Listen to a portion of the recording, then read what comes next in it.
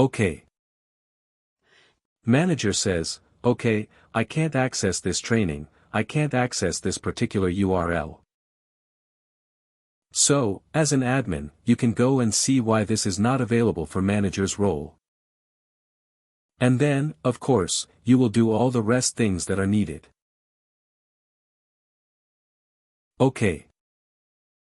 Then again we will have the entire list of this.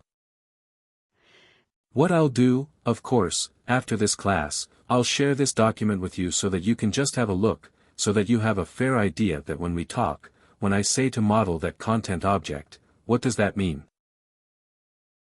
All you have to do is just follow the instructions in the system. In the exercise you will be assigned resource to time slot. Click on Learning Activities. So when you log into your system, there will be an option called Learning Activities. System says, click on it. You click on it, then it says, click on Classes. There will be a lot of, can you see under Learning Activities? It's classes that enter the data, everything.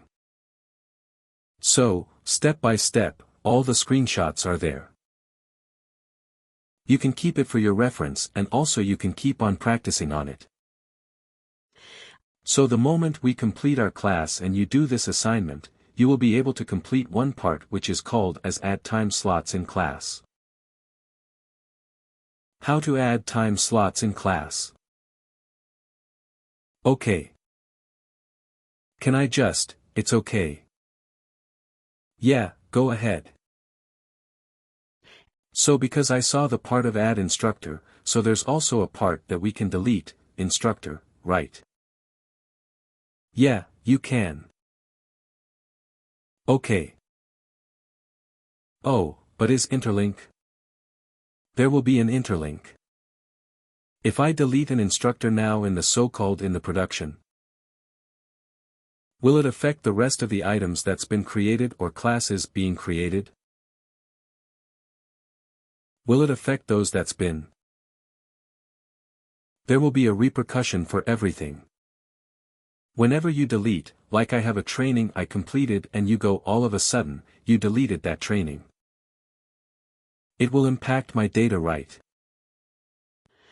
It doesn't matter why you deleted, but if anyhow I invested, let's say, 3-4 hours, that is a loss for me.